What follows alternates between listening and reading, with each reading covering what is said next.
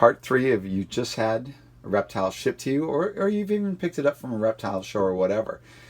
And a little bit, I'm just going to continue to cover what I consider some of the basics. But sometimes I think people, especially if you're new to reptiles, you don't necessarily have an awareness. This could be your first reptile or your third reptile. You could be your 20th reptile, but depending on the rate that you're getting animals, your intuition of these animals, and actually what you're truly getting out of these animals, and actually why you even want these animals, people have all sorts of different reasons.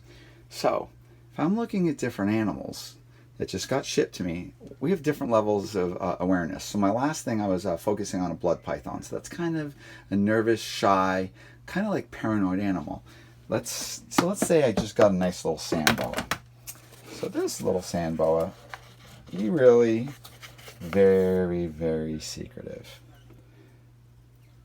And this little guy, you get this guy shipped in, might come in a little deli dish. You can see this guy is nice and healthy. Look how fat and plump he is. He's not freaked out.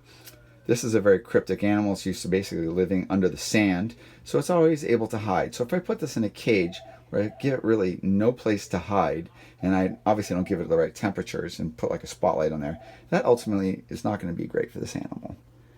But that you can see the animal's not exactly freaked out. So the awareness of this animal is pretty level. This animal is, sand boas are pretty kind of, they don't give you a lot of insight into what they're thinking. I certainly don't quite understand what they're thinking. But we have an animal like this that is not literally freaked out. I'm watching the way it's flicking its tongue. Long tongue flicks, meandering tongue flicks. Those are all good. That means that this animal right here is inquisitive. It's kind of smelling around and seeing how things are. So this animal, I would set it up in its cage, and I would expect this animal to probably eat within, if I give it at least 4 or 5 to 7 days to settle in. Looking at the weight of this animal, it looks really good, so I don't have to really worry about feeding. So if I waited a week before I tried feeding it, I think everything's good. Keep the handling down, to a minimal if you're not really, on point with your animals. So we just looked at a sand boa. So now let's see. Here's another animal that often, I'm destroying everything right here. Okay, here's a ball python. Ball pythons definitely, I would say, have a heightened awareness compared to that little sand boa. So they're individuals. So each ball python is different. This ball python is totally keying in on the camera, how it's following this. So something about the phone, something that reptiles are picking up. And but this animal is different. So not all ball pythons are created equal. So some may want to eat right off the bat. Some may be shyer, more likely to roll up into balls. This one is actually just sitting there and checking things out. Long tongue flick. See that? That's really good. But me jamming this camera in its face, especially after getting it shipped in, that might not be the greatest thing in the world if I'm expecting to settle this animal in as quickly as possible. Remember, the point is to get the animal into its enclosure, get it so it begins its new life with you, get it so it's comfortable enough to eat. So remember, comfortable enough to eat. That means the animal needs to have all its basic requirements met, and it's not terrified of its environment.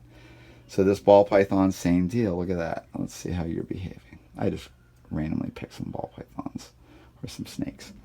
Okay, so ball pythons, I'll say we'll call these like mid-level awareness. So these are totally, captive bred animals, multi-generations in, so all they know is captivity versus maybe, an imported animal or animals of a higher threshold of awareness or reactiveness. So blood pythons would be more reactive than this ball python typically. It's funny, people think blood pythons are like these ferocious snakes. Okay, let's talk about an animal that has a heightened sense of awareness and naturally more paranoid. So we're going to look at this little Amazon tree boa. So see this animal? So now we got an animal. This animal is largely arboreal. So that means it would spend a great deal of its time up above the ground and basically uses the floor of its cage or the floor of the tropical jungle forest or waterways as places to find food, and they'd hang down and look over it. So in this case, this animal is just like very, very aware. Not a lot of tongue flicking. That means that this animal is possibly nervous. Now these guys also have major heat pits. I just entered my finger in there, and the finger has smells to it, and it's a lot warmer. So now this animal is essentially triggered because I'm now introducing something that potentially could be a danger to this animal, and basically this animal has to figure out what's going on. So if I just ship this animal in and I start dickering with this little guy, I really could offer a lot of stress to this. So Amazon tree boas are often bite first, ask questions later.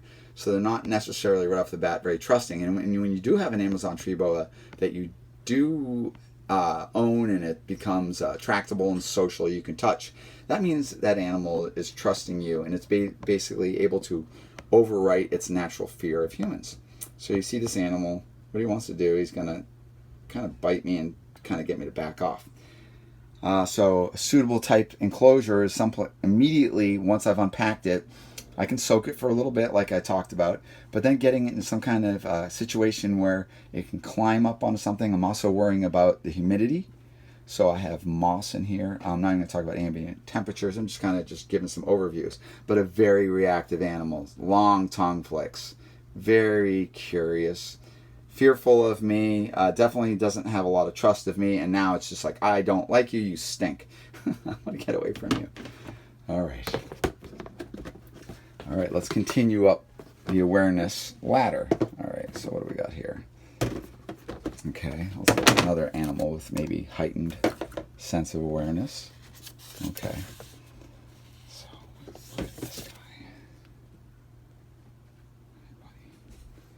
All right, so that's a Bolin's python. So this animal, once again, very, very aware, like amethystine pythons and stuff like that. Super, just unsure of things, maybe a little paranoid. A lot of snakes are like that, and they're really aware of the situation. So that basically means this animal, it'd be so foolish of me to think, oh, I can just take this animal and set up in a cage and then magically it's going to eat.